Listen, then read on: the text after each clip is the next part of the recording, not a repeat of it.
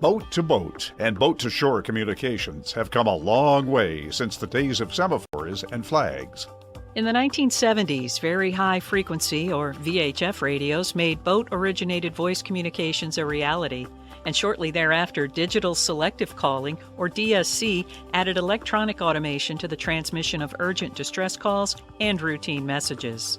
Today, DSC controllers are often integrated with VHF radios to transmit the exact latitude and longitude along with other boat-specific information, essentially a digital Mayday call. VHF DSC radios, mobile phones, electronic position indicating radio beacons, personal locator beacons, and I-911 now offer many choices to boat operators. Since the primary purpose of marine communications is safety, the VHF DSC radio with line-of-sight transmission should be your first choice. A chief advantage is point-to-multipoint signal broadcasting, which in case of an emergency or hazard, notification simultaneously alerts all nearby vessels. In addition, you can monitor commercial traffic communications and listen to required and appropriate radio calls.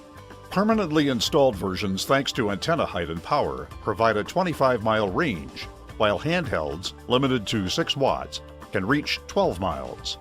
Most models can now automatically scan every U.S. and international channel, plus several weather channels, as well as Emergency Channel 16, which power-driven vessels of 20 meters or more are required to monitor, and all boaters are encouraged to monitor while underway, and provide immediate access to the Coast Guard and other rescue agencies.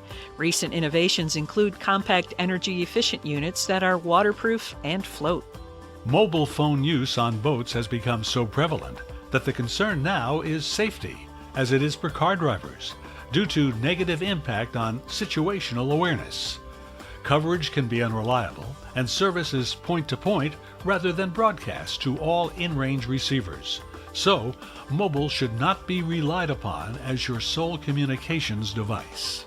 Emergency position indicating radio beacons, or EPIRBs, and personal locator beacons, or PLBs, relay text messages using satellites to ensure delivery no matter where you may be boating.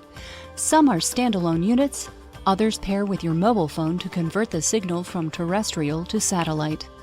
EPIRBs are registered to specific boats and alert search and rescue services by transmitting a coded message over a free-to-use multinational satellite network. A 406 MHz distress frequency signal is sent by satellite to the nearest rescue coordination center, along with a homing signal at 121.5 MHz to pinpoint the beacon's location. EPIRBs can either be activated automatically, typically by submersion, or manually, and transmit for a minimum of 48 hours.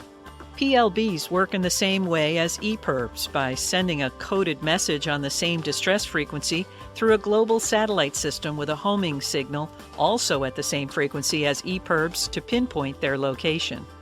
But PLBs are designed to be registered to a person rather than a boat, are much smaller, must be manually activated using a 3-step process, and transmit for a minimum of 24 hours. When choosing between an EPIRB and PLB for your ditch pack, also consider that EPIRB antennas float, while PLBs do not, and whether you're more concerned about a sinking incident or falling overboard, as well as whether you'll be sleeping aboard while underway. In an age where smartphones are an essential part of everyday life, the new I-911 system is another tool that can be used to provide rapid assistance to boaters. The tool was approved for use by the U.S. Coast Guard in spring 2020 following a pilot program conducted by the Coast Guard's Research and Development Center. I-911 pairs consumer smartphone technology with a web-based interface that the Coast Guard uses to locate distressed mariners. The technology uses the internal GPS of a cell phone to send a boat's location to a digital chart accessed by command center personnel. Its accuracy is often within a range of less than 10 feet. And depending on the cell phone service, I-911 can determine the locations of mariners in distress up to 20 nautical miles offshore.